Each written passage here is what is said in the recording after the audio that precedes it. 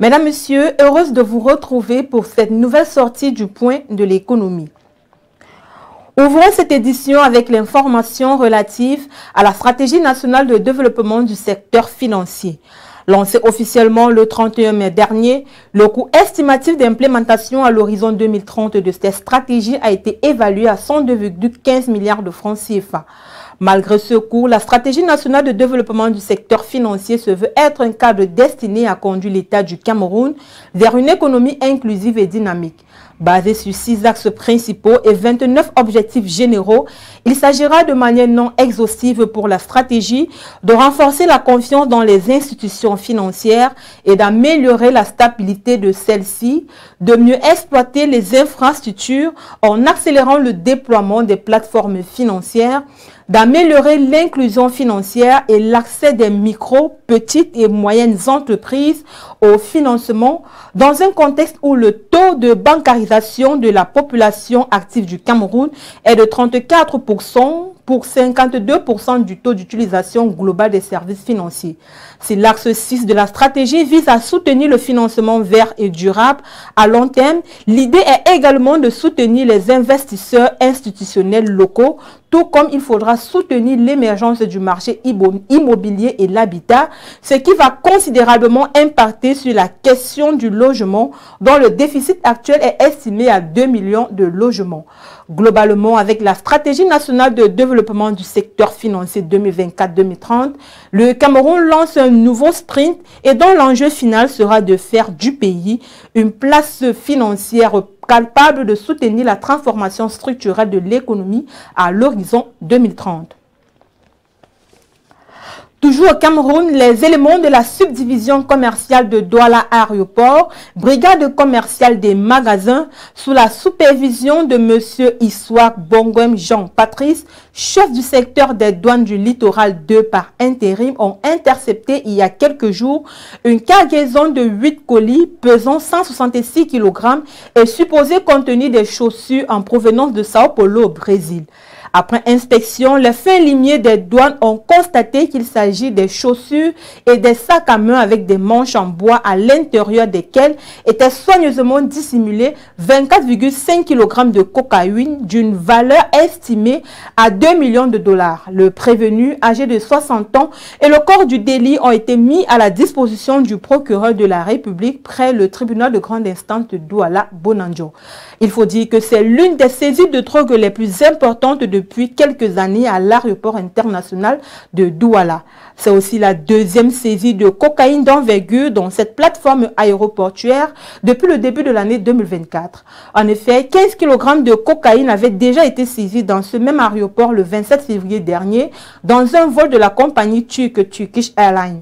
Estimée à environ 600 millions de francs CFA, la cargaison était dissimulée dans des boîtes de flacons de produits cosmétiques. Depuis 2016, les saisies de drogue et autres produits illicites se multiplient dans les aéroports de Douala et de Yaoundé-Simalène, les deux principales plateformes du Cameroun. Elles ont une retombée de l'opérationnalisation de certains aéroports du pays de cellules aéroportuaires anti-trafic. Restons toujours au Cameroun pour relever que le port autonome de Douala PAD et le Conseil d'appui à la réalisation des contrats de partenariat CARPA ont signé le 30 mai dernier un accord cadre de coopération. Il faut dire que cette collaboration vise à renforcer et à étendre les capacités du port de Douala-Bonabéry. Avec un projet d'extension de la capacité du port de Douala-Bonabéry de 72%, l'objectif est de porter le traitement annuel à 23 millions de tonnes, un bond significatif par rapport aux 12,155 millions de tonnes de l'année 2023. L'accord avec le CARPA est une pièce maîtresse de cette stratégie permettant de tirer parti de l'expertise du Conseil dans la réalisation de projets d'envergure via des partenariats publics-privés. Le CARPA, avec sa mission d'accompagnement dans la création et le renouvellement des infrastructures, est un allié de taille pour le PAD. L'accord entre le PAD et le CARPA est un pas en avant vers la réalisation de projets d'infrastructures portuaires de grande ampleur. Au Gabon, le directeur général de la comptabilité publique et du Trésor, Luther Steven Abouna Yangui, et la directrice générale des finances publiques de la République française, Amélie Verdier, ont signé le 31 mai dernier un accord de coopération technique en vue de la formation des inspecteurs centraux du Trésor gabonais. D'après le communiqué signé par le directeur général de la comptabilité publique et du Trésor, les inspecteurs centraux du Trésor gabonais bénéficieront grâce à cet accord d'un enrichissement des compétences et le développement d'une expertise comptable et financière de premier plan. Outre la formation des inspecteurs centraux du Trésor, cet accord paraphé entre le directeur général de la comptabilité publique et du Trésor, Luther Steven Abouna Yangui, et la directrice générale des finances publiques de la République française englobe une collaboration étendue dans des domaines de finances publiques. Les initiatives qui en découleront couvriront notamment l'exécution budgétaire, la comptabilité de l'État, la programmation des dépenses et la gestion de la trésorerie optimisée de l'État.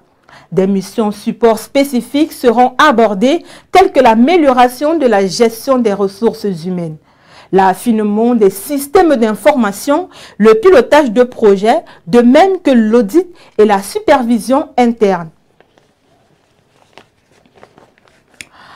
Parlons à présent du développement de l'agriculture au Togo avec le Japon qui lui accorde un appui financier de 1,2 milliard de francs CFA. Grâce à cet accord signé le 30 mai dernier entre le ministre de l'Agriculture Lek Pangbemi et l'ambassadeur du Japon au Togo Katsuya Ikatai, le pays ouest-africain recevra des équipements agricoles et de génie civil. Le matériel agricole qui sera mis à disposition du Togo va soutenir les efforts du pays dans le développement de son agriculture dans un contexte marqué par des crises multidimensionnelles liées au changement climatique et à l'instabilité des prix des denrées alimentaires.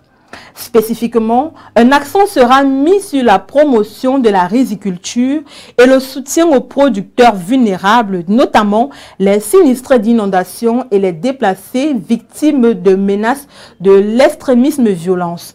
Cet appui vient compléter diverses autres actions du pays du soleil levant au Togo dans le domaine agricole, comme le don des cargaisons de riz dans le cadre du projet Kennedy Round qui vise à contribuer à garantir la sécurité alimentaire au Togo et à appuyer la réalisation des projets de développement économique et social au bénéfice des Togolais.